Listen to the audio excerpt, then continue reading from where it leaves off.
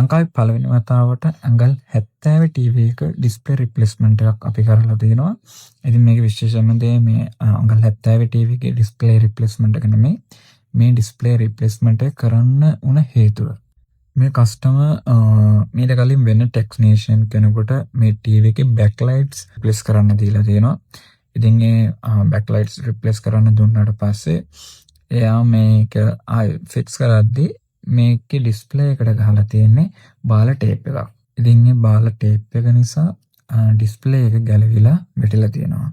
ඉතින් ඒකෙන් ඩිස්ප්ලේ එක ඩැමේජ් වෙච්ච නිසා තමයි මේකේ ඩිස්ප්ලේ රිප්ලේස්මන්ට් එකක් කරන්න ඕනේ. ඉතින් සමහර කස්ටමර්ස්ලා ඉන්නවා අඩුවට කොහමරි වැඩේ කරගන්න හදන වගේම තමයි ටෙක්නීෂියන්ස්ලා ඉන්නවා. ඒ කස්ටමර් සල්ලි දුන්නත් ඒක අටවරා දෙන්න වගේ හදන ටෙක්නීෂියන්ස්ලා. ඉතින් ඒ වගේ දෙයක් තමයි මේකෙත් වෙලා තියෙන්නේ.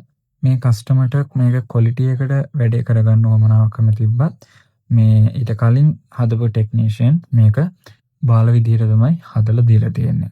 ඔයාලගෙත් ඕනම ටීවී එකක් විතරක් නෙමෙයි ඕනම විදුලි උපකරණයක් වුණත් ඒක රිපෙයාර් කරන්න දෙද්දී ක්වොලිටි එකට වැඩක් කරන තැනකට බාර දෙන්න. සමහර විට එයාලා අවුරුදු ගාණක් පළපුරුදු තියෙන කට්ටිය කිව්වා සමහර විට එයාලා පාවිච්චි කරන රිප්ලේස් කරන පාර්ට්ස් වගේම ටූල්ස් ගොඩක් පරණ දේවල් හෝ බාල දේවල් වෙන්න පුළුවන්.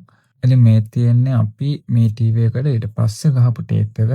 ඉතින් දන්න කට්ටිය දන්නවා මේ ටේප් එක කොච්චර ක්වොලිටිද කියන එක. මොකද කම්පැනි එකෙන් රෙකමන්ඩ් කරන ටේප් තමයි මේවා. ඉතින් මේ අඟල් 70 ටීවී එකේ ඩිස්ප්ලේ රිප්ලේස්මන්ට් එක උනේ අපි දන්න තරමින් ලංකාවේ පළවෙනි වතාවට තමයි මේ අඟල් 70 ටීවී එකක ඩිස්ප්ලේ රිප්ලේස්මන්ට් එකක් උනේ ලංකාවේ.